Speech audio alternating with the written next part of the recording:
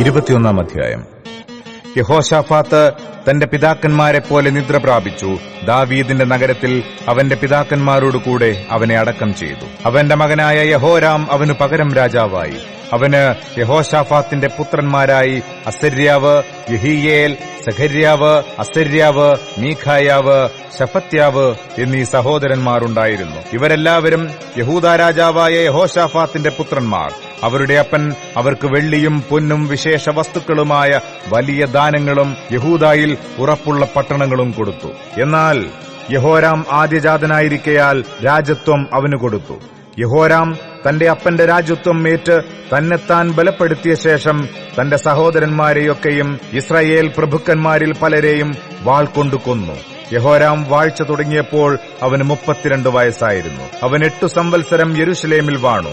ആഹാബ് ഗൃഹം ചെയ്തതുപോലെ അവൻ ഇസ്രായേൽ രാജാക്കന്മാരുടെ വഴിയിൽ നടന്നു. ആഹാബിന്റെ മകൾ അവന് ഭാര്യയായിരുന്നുവല്ലോ.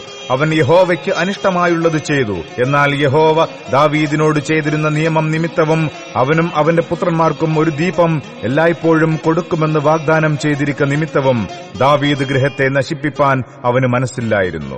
അവന്റെ കാലത്ത് ഏദോം യഹൂദായുടെ മേലധികാരത്തോട് മത്സരിച്ച് തങ്ങൾക്ക് ഒരു രാജാവിനെ വാഴിച്ചു. യഹോരാം തന്റെ പ്രഭുക്കന്മാരോടും സകല രഥങ്ങളോടും കൂടെ ചെന്ന് രാത്രിയിൽ എഴുന്നേറ്റ് തന്നെ വളഞ്ഞിരിക്കുന്ന എദോമ്യരെയും തേരാളികളെയും തോൽപ്പിച്ചു കളഞ്ഞു. എന്നാൽ എദോം ഇന്നുവരെ യഹൂദായുടെ മേലധികാരത്തോട് മത്സരിച്ചു നിൽക്കുന്നു. അവൻ തന്റെ പിതാക്കന്മാരുടെ ദൈവമായ യഹോവയെ ഉപേക്ഷിച്ചതുകൊണ്ട് ആ കാലത്തു തന്നെ ലിബ്നയും അവന്റെ മേലധികാരത്തോട് മത്സരിച്ചു.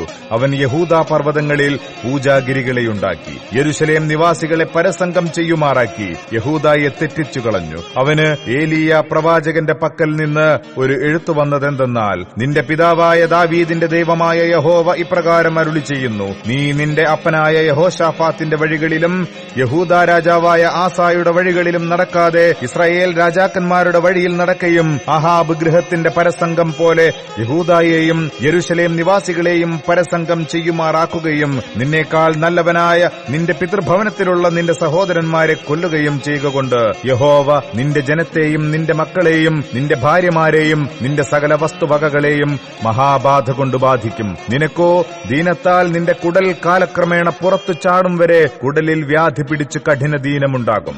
യഹോവ ഫെലിസ്ത്യരുടെയും കൂശ്യരുടെയും സമീപത്തുള്ള അറബികളുടെയും മനസ്സ് യഹോരാമിന്റെ നേരെ ഉണർത്തി. അവർ യഹൂദായിലേക്ക് വന്ന് അതിനെ ആക്രമിച്ചു.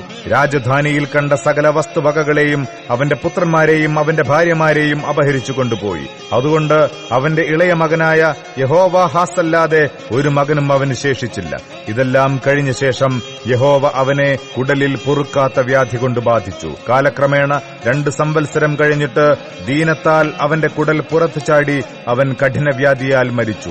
അവന്റെ ജനം അവന്റെ പിതാക്കന്മാർക്ക് കഴിച്ച ദഹനം പോലെ അവനു വേണ്ടി ദഹനം കഴിച്ചില്ല. അവൻ വാഴ്ച തുടങ്ങിയപ്പോൾ അവന് 32 വയസ്സായിരുന്നു. അവൻ 8 സംവത്സരം യെരൂശലേമിൽ വാണ് ആർക്കും ഇഷ്ടനാകാതെ കഴിഞ്ഞുപോയി. അവനെ ദാവീദിന്റെ നഗരത്തിൽ അടക്കം ചെയ്തു, രാജാക്കന്മാരുടെ കല്ലറകളിൽ അല്ല താനും.